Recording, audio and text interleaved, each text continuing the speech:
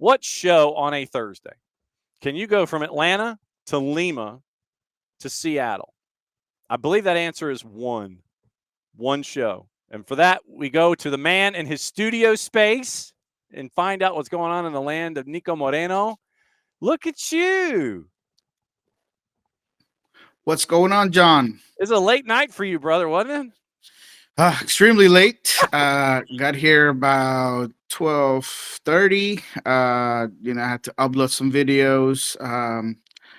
Rewatch a little bit of the end of that Portland game. So yeah, man, I was up for quite some time. This is my third cup of coffee. Hoping that Ooh. it's gonna do me Well, something. Do something. I need a little something else, but that's all we have right now. I mean, you could always crack open that window off your left shoulder and sit there and let the sun shine in and sit there and go, well, it's like what's up with that? You mentioned Portland before we kind of get into Leagues Cup and Seattle as a top seed and everything else. What in the wide world of sports is going on with Santi Moreno? Basically, he wants to go to Flu. And he jetted. He's like, I'm out, I'm done, and I'm out the door, and didn't play last night. Didn't tell anybody apparently that he was leaving. And so he's like, I'm leaving and I'm playing at this joint, and y'all can't catch me. It's like, he's the equivalent of the gingerbread man right now. You can't catch me. I'm the gingerbread man. Santi Moreno has like flown the coop. What is going on with that? Yeah, like that was reported. Unfortunately, I didn't catch on to it before that.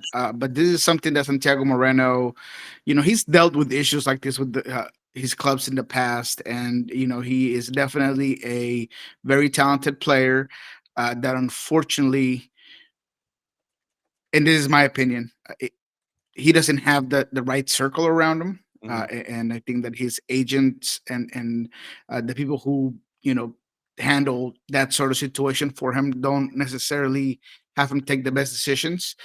He had some issues with America de Cali prior to coming to Portland, where there was a whole bunch of issues with people who had like rights to his player card and his move and a whole bunch of things that just happen whenever you're a young talented player that unfortunately has people around you that are probably looking for their own benefit rather than yours. So look, he clearly wants a move to a top team in South America, a team that right now has all eyes on them, right?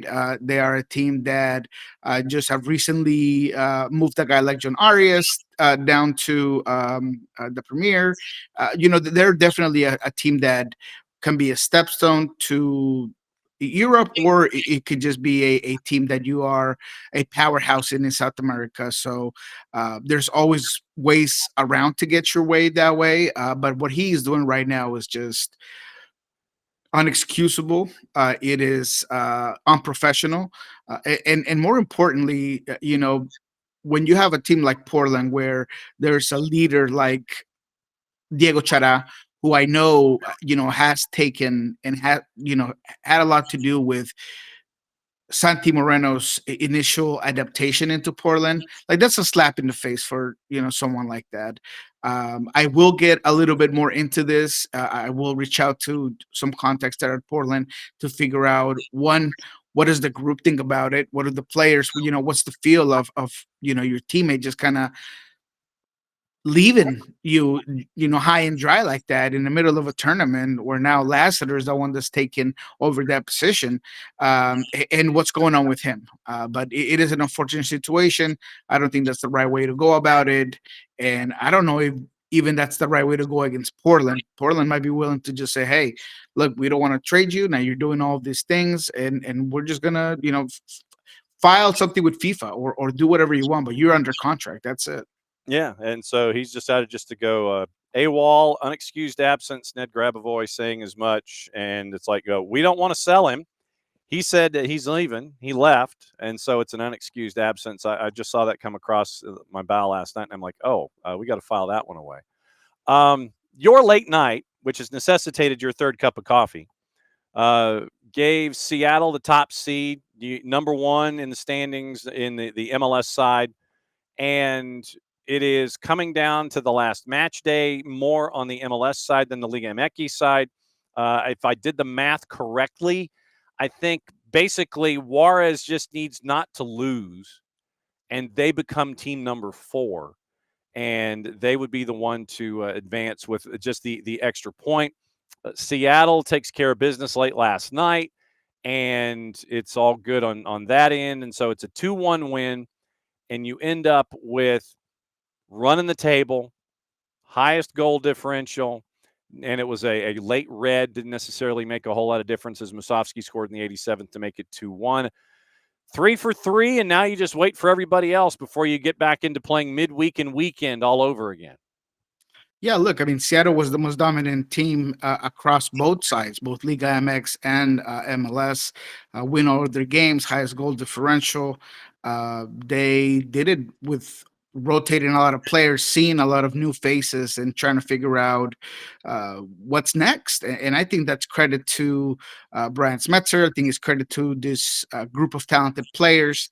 Um, Yesterday, Brian Spencer decides to give Osase his very first start, and it pays off. The kid, I thought, played very well. I thought that he was good on the ball. He was good in hold up play.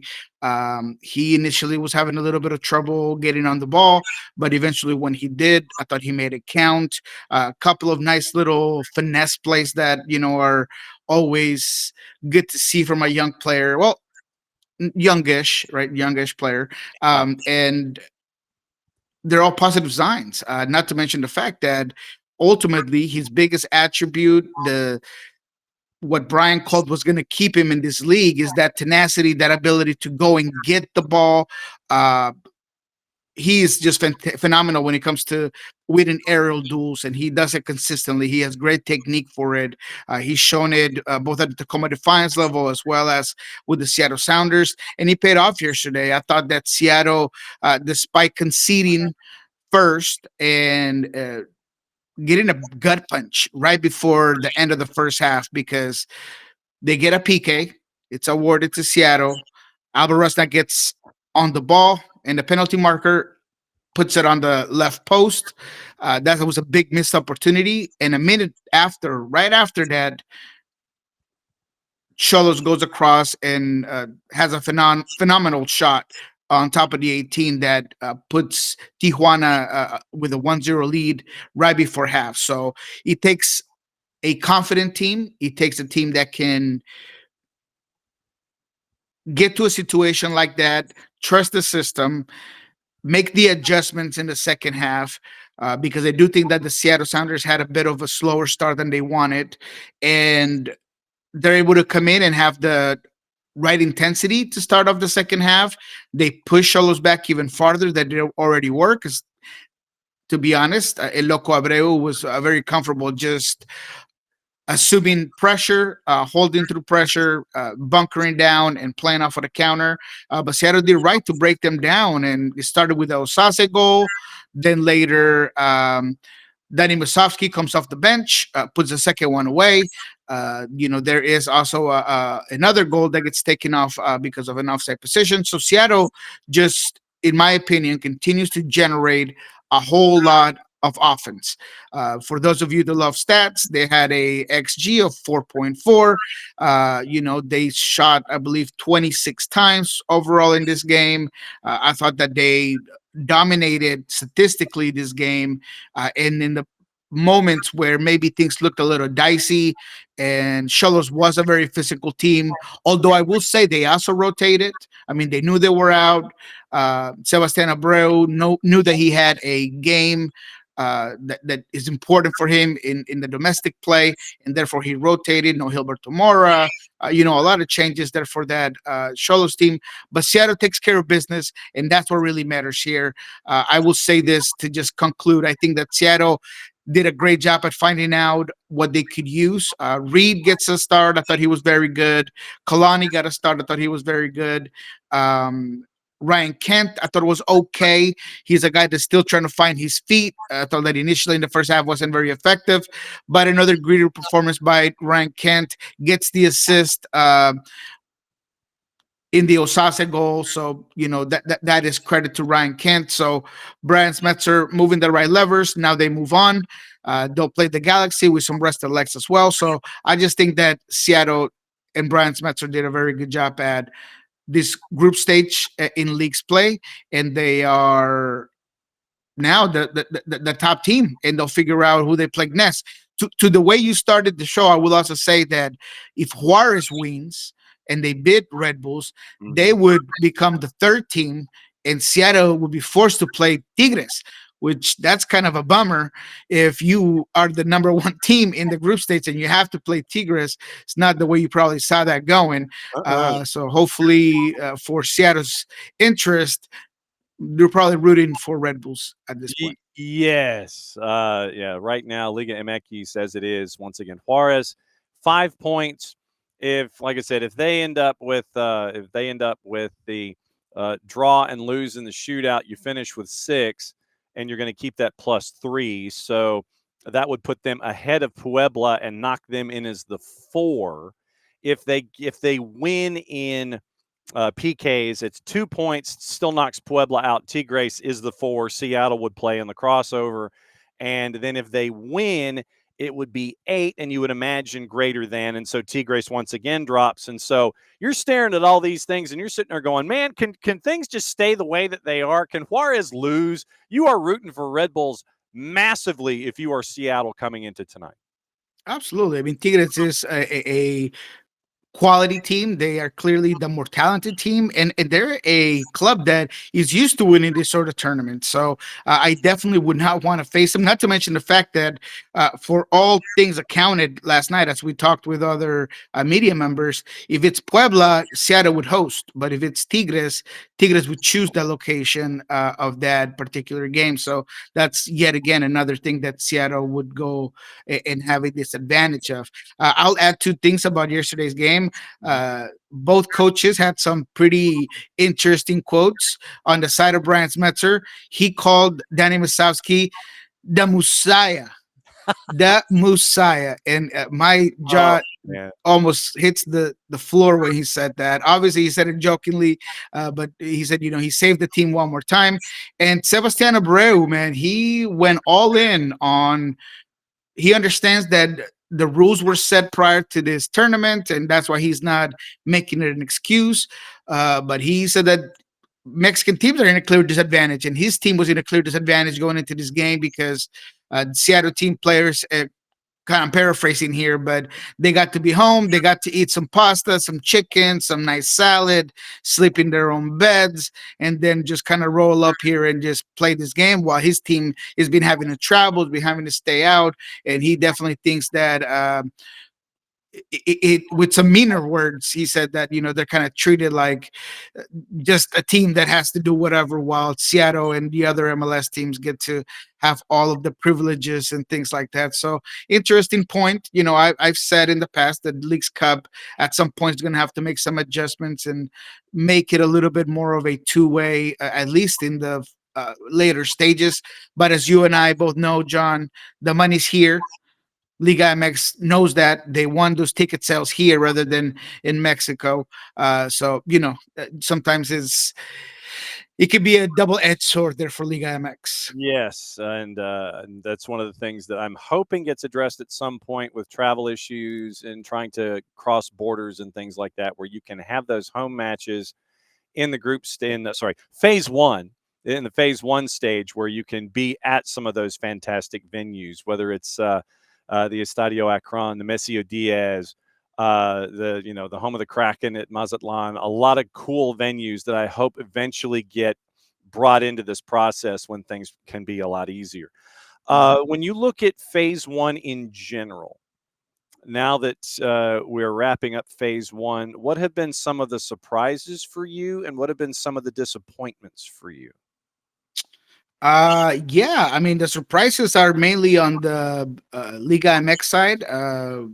Shoot, I would even say maybe Portland was a surprise, although they got a pretty easy draw, I would say, with the exception of obviously the last game, I thought that San Luis, it's a pretty uh, easy there game that you can kind of manage. So I think that Portland has played probably uh, above their weight class a little bit, especially with all of the injuries and some of the things that Neville's had to face there in Portland. So maybe they've been a bit of a surprise there in this tournament, but it's mainly on the side of Liga MX, right? I mean, you got Puebla, a team that's in the bottom of the standings.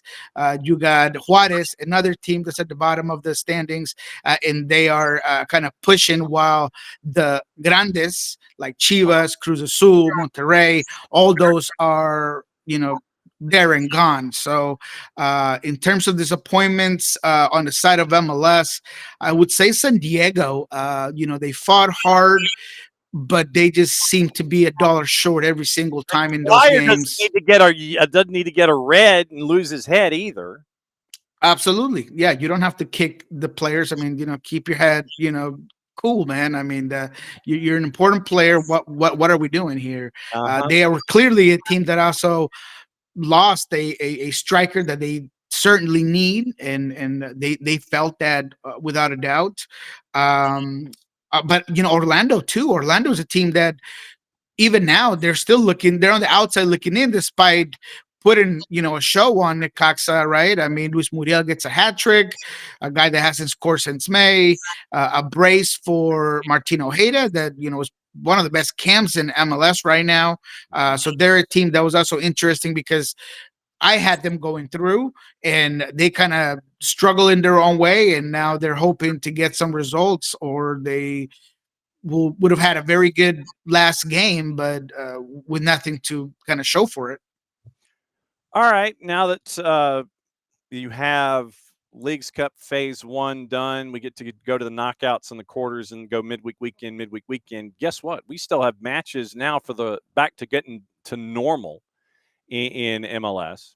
So nothing like having to do two things at once all over again. Mm-hmm. And this weekend, time for cliffhanger, as it always is. And everybody's playing once again Saturday, Sunday. The folks that got to play later in the week because of Leagues Cup, they got the special dispensation to play on Sunday. And as you look at a couple of matchups, you've got some folks that are now in. Thomas Mueller is now official up in Vancouver. So that's big news there. And it looks like Lucho Acosta is out in FCD, and it looks like he's heading to Flu, I believe, as a part of this transfer window that's got about another 2 weeks attached to it. I'm staring at matchups. NYC is an early favorite against Crew. NYC is at home. Crew is a dog at a plus 170. Toronto with Georgi Mihailovic being traded over there to take over for you're hoping Insigne and Bernardeschi. It's like we'd like some offense, please. And Georgi Mihailovic hopefully is part of that. Colorado's reeling and trying to figure out, I guess, what to do now Yeah. with the 8 million that they're going to be getting. But then how do they invest it? I think that's the biggest question for Rapids fans is, okay, you're getting all of this money. What are you going to do with it? And that's going to be a big question, I think, for everybody in Colorado. Yeah, what a gut punch for Colorado, man. That's tough, man. He kind of felt like Jordy was gonna be their pillar to their offense to, bring in a little bit of stability, right? He was gonna be the guy that's gonna be behind a guy like Navarro that you kept because he's such a very good finisher, but without having some of those components that get the ball to a guy like Navarro, man, it's difficult. I don't know if getting a guy for X amount, it doesn't matter.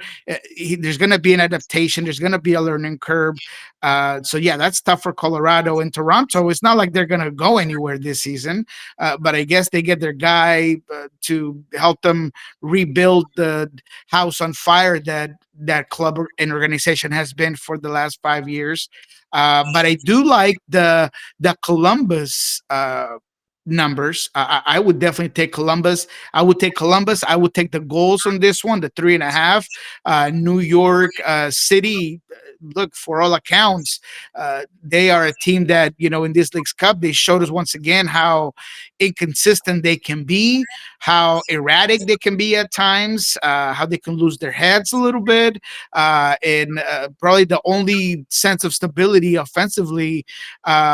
It has been just their attacking points. But other than that, man, it's been Alonso's a one man show up there. But other than that, man, I think that Columbus, especially coming off of a disappointing tournament here in League's Cup, I think they're going to go all in on just starting off to just change and turn that page. So I like Columbus, and I like the 3.5 in that one.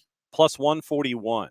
So it's a decent number at the three Yeah, and a half. Yeah. So I I'll mean take it. that's something that you can play with a little bit and sit there and get an early start on all the activity. I mean, most of the matchups on Saturday are kind of haves and have nots. Philly, Toronto, Austin, Houston in Copa Tejas, Chicago and LAFC. Oh, I forgot to ask about Yeonmin Son for you, and Sonny coming for 20 to 26 by the time it's done. What'd you think? I think it's a phenomenal move for MLS. It brings an entire other fan base, a fan base that has shown that they are soccer folks. If you saw anything in the Club World Cup, is some of that Asian influence. I think that there's a lot of Asian influence in the United States. Yeah. And Son is the most talented and popular Asian player that I can think of at this at least the last decade. Yeah. And that part is phenomenal. So I think that he's a top 5 influential move for MLS. I don't like to hear that he's a top 5 signing of all time and all these things, because there's just so many more components to it. Obviously, in terms of success and name recognition, you still have to go with Beckham, Messi, Ibrahimovic, David Villa, Terry Henry. I mean, there's been just so many of those high caliber guys that have won World Cups, have won Champions Leagues. But Son is a guy that's going to come in and be a difference maker for LAFC. I think that he's still a guy that has at least 3 more years of very good, very high level soccer. He's one of the best finishers in Premier League with Tottenham, with a very poor Tottenham team that, if I'm not mistaken, they were like 17th or something last season, and But they did win Europa League though. they did win Europa League, and is at the hands of a guy like Sonis, and not to mention the fact that he has all the intangibles, and that's something that LAFC sometimes doesn't go for. Right? They like the big name, they like the showmanship, they like the things that go in the field. But Son's a guy that he's a locker room favorite. He's a fan favorite, and he's done it for a very long time at a very consistent level. So I think it's a hell of a signing. Without a doubt, the best signing of this summer window so far. I would even put it slightly above Rodrigo De Paul because of the global scale of it. Yeah. Rodrigo De Paul has been phenomenal for Inter Miami, of course, but Son just has a little bit more of that amplifier edge of just globalizing MLS and bringing more eyes to the league. You've got FCD hosting Portland, All Caps hosting Nashville, Sporting hosting San Diego, San Jose hosting Vancouver. Better matchups are on Sunday. Cincy hosting Charlotte, Minnesota hosting Colorado, Red Bulls and RSL. But it ends up with Purple Team and Messi and friends. We still don't know where Leo is in his recovery. Luis Suarez comes up big last night, put on a hat after he scored a goal. And, hey, look, Leagues Cup, have fun. That's perfectly cool with me. Purple Team is actually favored at home a minus 132 on the quick turn, going up against Messi and friends, who are almost a plus 300 right now. Wow. On the road, a plus 297 in the composite, draws a plus 309 with the Purple Team. What do you think there? That's Uh-huh. those are surprising numbers. To be honest, wow. Let me get the goal composed as I try to figure this out. Look, I understand that Orlando City, has a very good roster, and that offensively they've been outstanding. They are a team that can definitely and has always given Inter Miami the business. They have the midfield to contain and bother a lot of the high profile players that they do. They're going to make Jordi Alba defend a whole lot because Orlando does get great width from guys like Angulo and Freeman. I mean, you saw it yesterday, that Freeman ball to Ojeda for that first gorgeous goal that they had. So they definitely have the weapons to make Inter Miami defend and kind of push them to the limit there. Um, I think this is going to be a heavy scoring goal Okay. sort of game.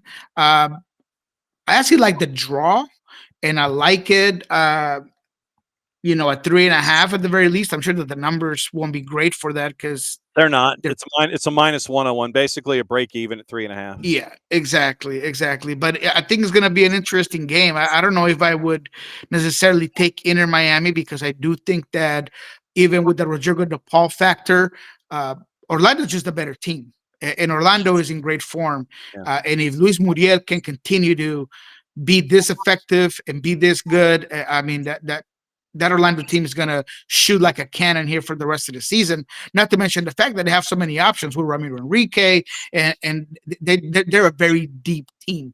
Um, but I like the draw on this one, to be quite frank. But it's going to be an interesting game. Yep. 3.5 is a minus 101. 4, no one's taking it. 4.5 right now is a plus 222. The last matchup of the weekend is the one that you get to focus on. You get to kind of sleep in a little bit on your Sunday. 10:10 Eastern time kick, 7:10 out on the West Coast, Dignity Health Sports Park, Carson, California. I don't know the zip off the top of my head. Galaxy a plus 129 in the composite. Seattle a plus 179. Draws a plus 264. I guess my first question is it still Andrew Thomas or Stephen Fry going to get a start now that we're out of Leagues Cup?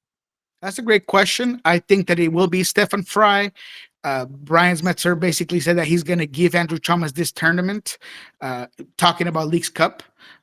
So in that sense, I would think that Stefan Fry will be back against the LA Galaxy. We'll have to wait and see if he gets another full day of training, but he's off the protocol. He's been training. He was on the bench, of course, and available yesterday against Cholos de Tijuana. So if I was a betting man, which I am, I think that it will be Stefan Fry on net in that one.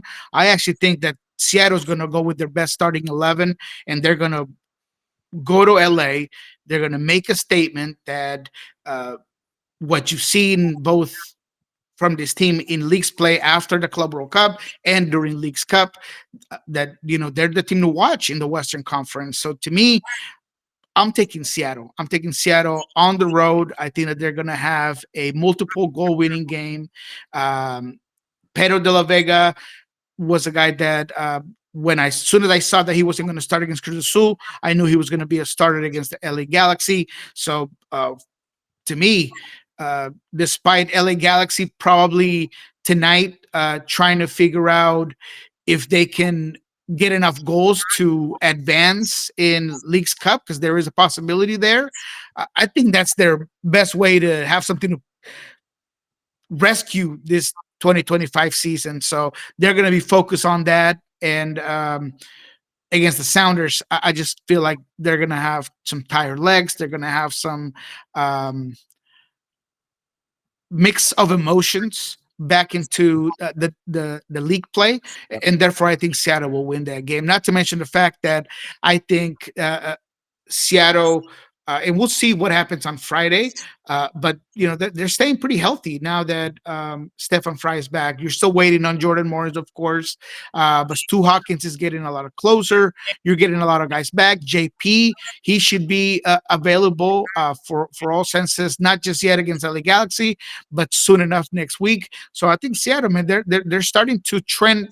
They're being turned in the right direction, but in terms of physical and getting away from the injuries, we'll see that. Clearly, there were two big ones yesterday that we're still going to have to figure out, and that's what I mean by we'll see what happens Friday, because Albert Rusnak went down with a hamstring injury that seemed pretty serious.